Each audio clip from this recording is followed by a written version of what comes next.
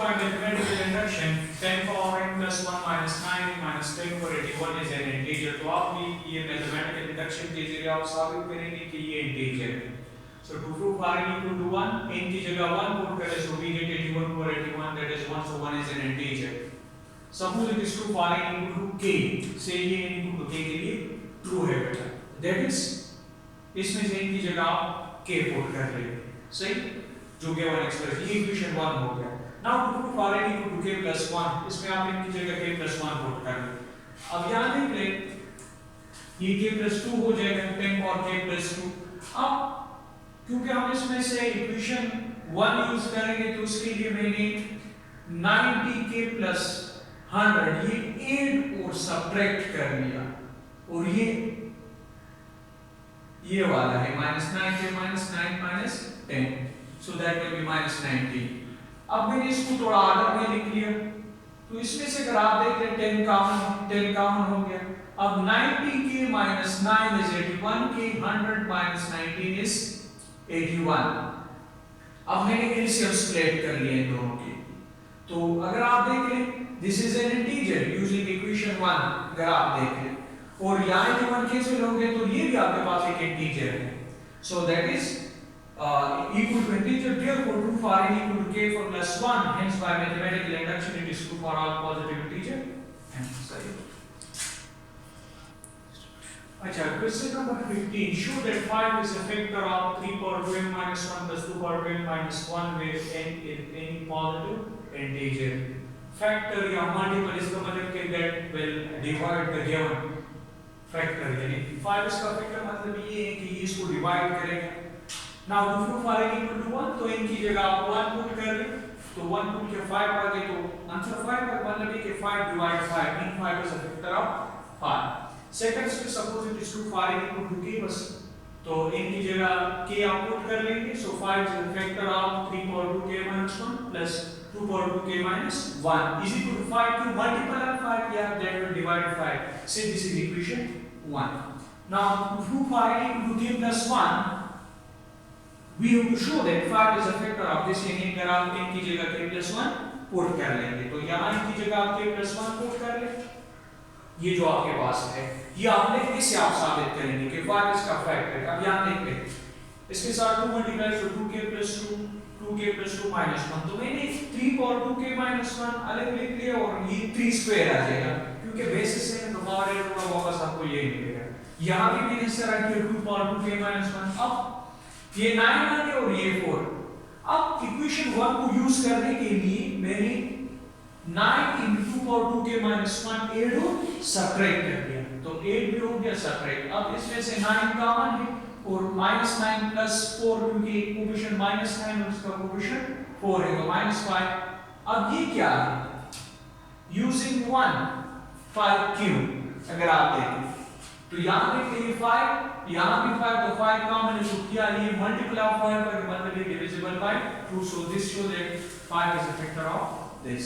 So therefore proof r n equal to k plus 1, hence by mathematical induction it is true for all positive integer.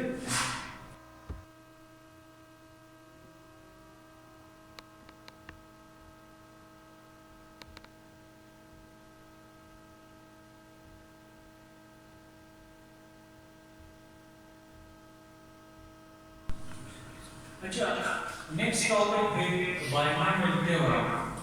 Binomial theorem. Binomial theorem हम use करते हैं to find the expansion of a plus b whole square, that is a square plus b square plus 2ab, a plus b whole cube is a3 plus b cube plus 3ac plus 3ab square. इस तरह के expansion के लिए formulas है. with the help of this we can prove with the help of binomial theorem. by mean 2. तो definition ये कि इन algebraic फिर स्टेटमेंट में ये थोड़ा डेफिनेशन लिखवाते हैं फिर बायनॉमियल थ्योरम लिखते हैं. In algebraic expression of the form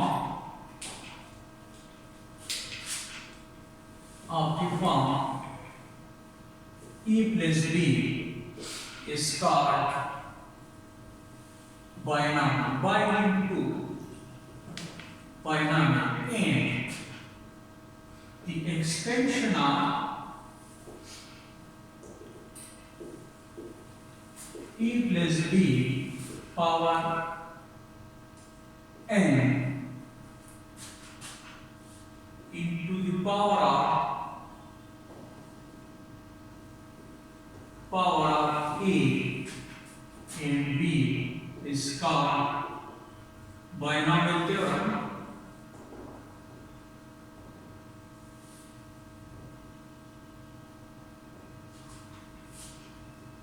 That is e plus b power n is equal to a zero combination e power n minus 0 b power 0 in one combination e power n minus 1 b power 1 in two combination e power n minus 2 b power 2 in three combination e power n minus 3 b power 3 up to n combination e power n minus n b power n. An algebraic expression of the form e plus b, यानी इस expression को हम कहते हैं root बनता है a पे इसको हम कहते हैं बाइनोमियल, ठीक है, इसको आप कहेंगे binomial and the expansion of this, यानी अगर आप इसका एक्सपेंशन कर एक्सपेंडेड फॉर्म में आप इसको लिख लें तो इसको in the power of A and B, A और बी के पावर के फॉर्म में आप लिख लें तो इसको बाइनोमियल थ्योरम कहेंगे इसे। अब यहाँ n क्या है, n is greater than or equal to 1 n belongs to positive integer, सही है नेक्स्ट एग्जांपल।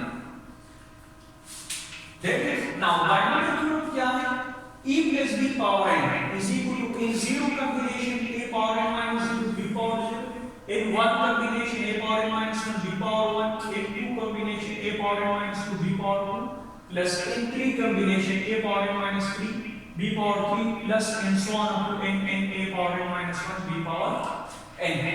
अब ये आपके पास है बाइनोमियल थ्योरम, ये आप याद रखेंगे, इसको आप प्रूव कर सकते हैं with the help of mathematical induction के that is left hand side to the right hand side by using 3 step to prove r n equal to 1, suppose it is true r n equal to k, third that is to prove r n equal to k plus 1।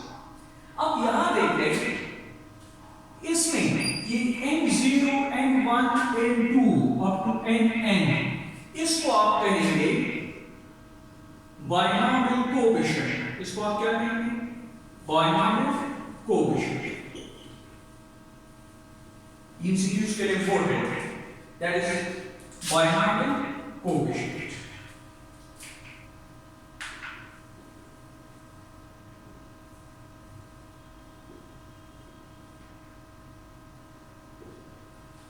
अब यहां पर आप देख लें e के power में decrease आ रहा है, डिक्रीज बाय 1, और b के पावर में इंक्रीज आ रहा है।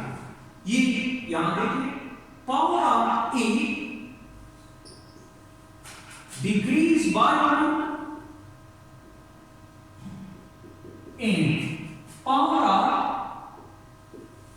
b increase by 1।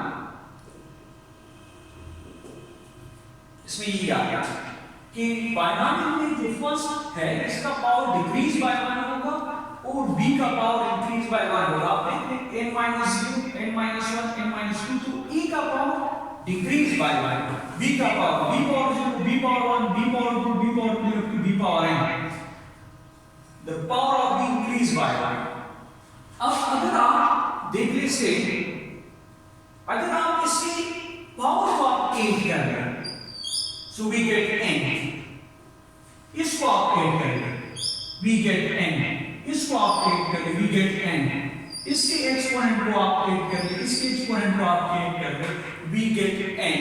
तो इसका मतलब ये है कि the sum of the exponent, the sum of the exponents of a and b is equal to the index n, इसको हम इंडेक्स लिख देते हैं, ठीक है। तो ये भी आप देख सकते हैं कि the power of the sum of the exponents of a and b is equal to the index n, यानी आपके पास index n है। Fourth observation, N0 combination is what? 1. N0 combination. You know that NC naught, that is 1. NCN is 1. तो मतलब ये हो गया कि first and last binomial coefficient are equal. First and last binomial coefficients are equal. That is equal to 1. First and last binomial coefficients are equal. That is NC naught is equal to NCN, which is 1 here. Up next, यहां में एक fifth भी लिखवा रहा हूं कि अगर power n है तो उसके एक्सपेंशन में 3 टर्म्स होंगे. अब किसका? अभी यही बाइनॉमियल थ्योरम हम यूज करेंगे, फिर मैं लिखवा दूंगा. अब अगर आप देखें से फॉर एग्जांपल आप ये ले e प्लस b पावर 2 आपने इसको आप अप्लाई करें बाइनॉमियल थ्योरम. एक जीरो कॉम्बिनेशन लीजिए 2 0 combination. A power n minus 0 to it means 2 minus 0. फिर है b power 0. लेकिन फिर है 2 1 combination. n की जगह 2 पुट करते हैं. 2 1 combination a power 2 minus 1 b power 1. 2 2 combination a power 2 minus 2 b power 2. आगे आप क्या देख सकते हैं? तो यानी कि 2 0 combination you know that is 1. So a square plus 2 1 combination अगर आपको याद है that is 2 ab plus b square, क्योंकि ये भी 1 है और ये भी a पावर 0 1 हो जाएगा, ये b square. तो अगर आप देखते हैं पावर 2 था, पावर क्या था 2, तो एक्सपेंशन में कितने टर्म्स होंगे 3 आपके सामने. तो मतलब ये हो गया कि the number of terms in the expansion of a plus b will be n plus 1. एक टर्म ज्यादा. अगर पावर 10 है तो एक्सपेंशन में 11 टर्म होंगे, अगर पावर 11 है तो एक्सपेंशन में 12 टर्म होंगे, अगर पावर 100 है तो एक्सपेंशन में 101 टर्म होंगे. Number of terms in the expansion of a plus b power n is n plus 1. लेकिन याद रखिए यहां n आपके पास greater than R equal to 1 n belongs to positive integers. Fraction में अभी बाइनॉमियल थ्योरम में n नेगेटिव नहीं हो सकता, फ्रैक्शन में भी नहीं. 1 2 3 4 5 6 एंड सो ऑन. तो एक टर्म्स आपके पास क्या होगा ज्यादा है इसके एक्सपेंशन. ठीक.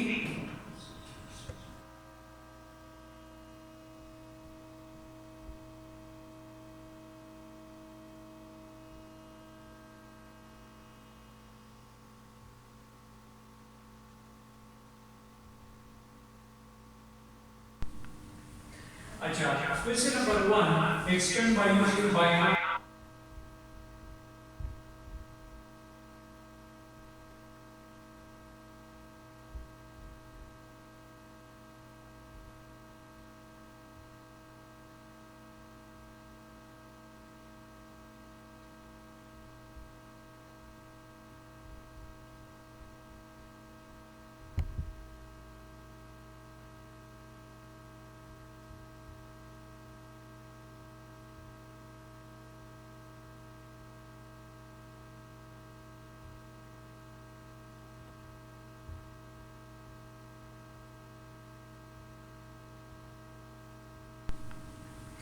अच्छा, question number 1 extend by using binomial theorem. अब यहां पे first we will discuss here Pascal triangle. Pascal triangle is used to find the binomial coefficients. ये जो n0 n1 n2 n3 इसको कॉम्बिनेशन से भी आप कर सकते हैं, लेकिन यहां आप यूज करेंगे से here Pascal triangle. Pascal triangle use करते हैं to find the binomial coefficients. अब यहां देखिए 1 लगा के फिर साइड पर 1 1 लगा के इन दोनों को ऐड करके बीच में लगा रखो, फिर साइड पर 1 लगा. इन दोनों को ऐड कर ले सम इज 3, इन दोनों को ऐड कर ले सम इज 3, फिर लेफ्ट और राइट पर 1 लगा.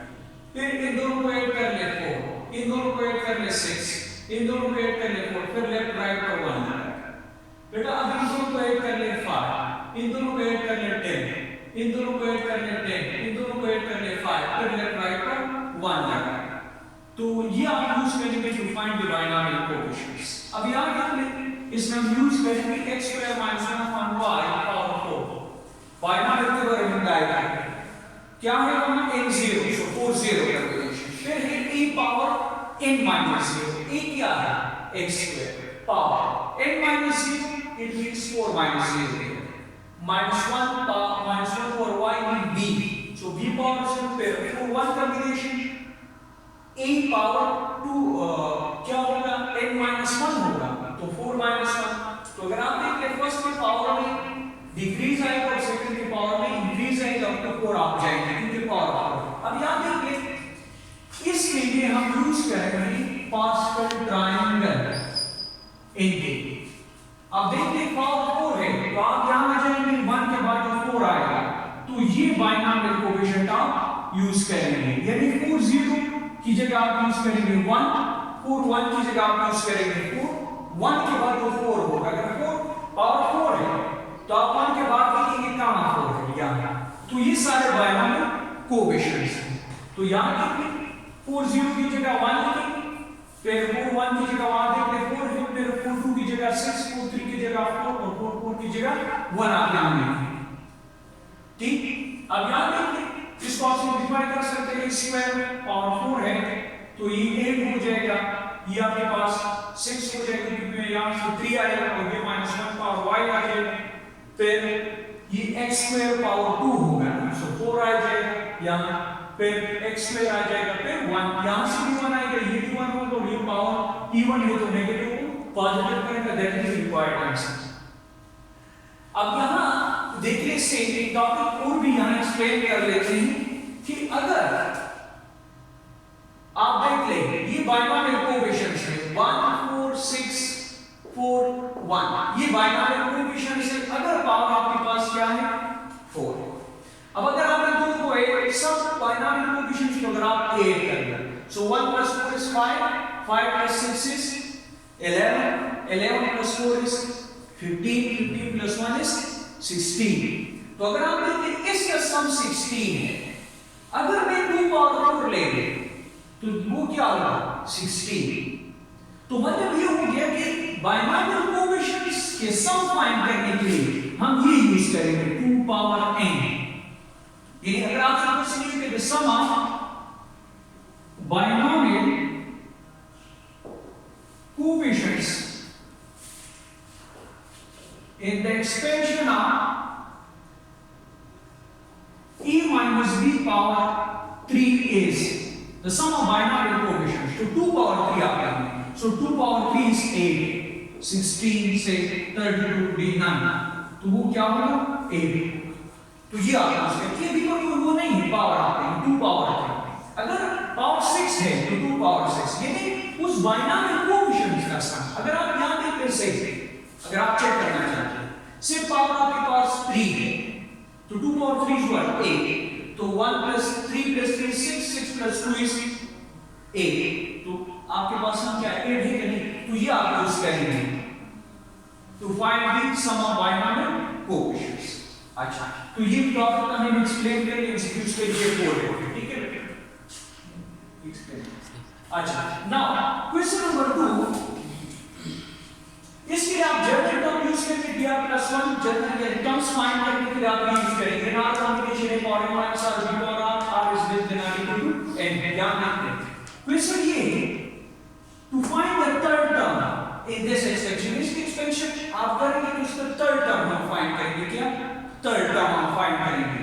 अब यहां देखिए यानी टर्म्स फाइंड करने के लिए हम ये यूज करते हैं। अब e यहां है तो e क्या है x स्क्वायर b ये और n है, r क्या होगा क्योंकि थर्ड टर्म ना t3, तो r + 1 की जगह क्या पुट करेंगे 3 पुट करेंगे क्योंकि थर्ड टर्म। अगर फोर्थ टर्म होगा तो t4 होगा, सो r + 1 = 4 हो जाएगा, तो r की वैल्यू 3 आ जाएगी, तो r की वैल्यू आप इस इंफॉर्मेशन से फाइंड करेंगे इसमें, सो r + 1 = 3, सो r = 2।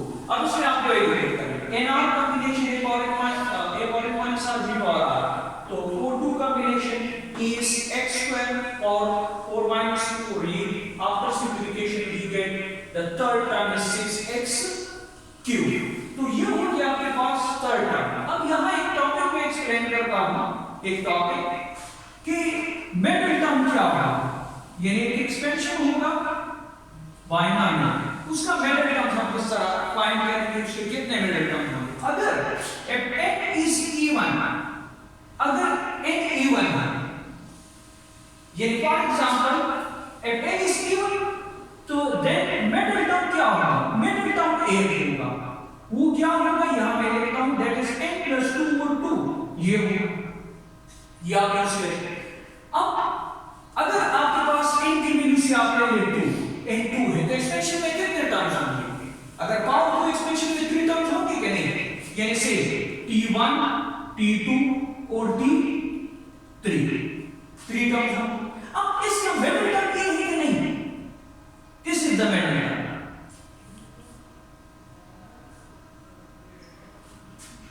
ये पावर 2 है तो एक्सप्रेशन में 3 टर्म्स होंगे। तो अगर आप इसमें से 2 पुट करेंगे, क्या 2, so 2 plus 2 is 4, 4 divided by 2 is 2, तो सेकंड टर्म मिडिल है कि नहीं।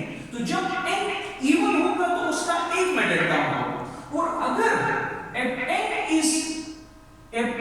is odd, अगर n odd है तो दो मिडिल टर्म्स होंगे, एक होगा n plus 1 over 2 और एक होगा n plus 3 over 2, ये होगा। यानी अगर आप n की वैल्यू आप ले जैसे 3, तो एक्सपेंशन में t1 t2 t3 t4, तो अगर आप देखिए ये दो मिडिल टर्म है कि नहीं इसके। अब अगर आप n की वैल्यू 3 लेंगे तो इसमें 3 पुट करना है, तो सेकंड मिलेगा कि नहीं, फिर इसमें 3 पुट करना है तो थर्ड मिलेगा कि नहीं। तो कहने का मतलब ये कि अगर n ऑड है तो उसकी एक्सपेंशन में जब आप करेंगे तो उसके दो मिडिल टर्म्स आएंगे, और जब n इवन होगा तो उसका एक मिडिल टर्म होगा। ये आप उसमें +1 n +2 डिवाइड बाय 2, सही।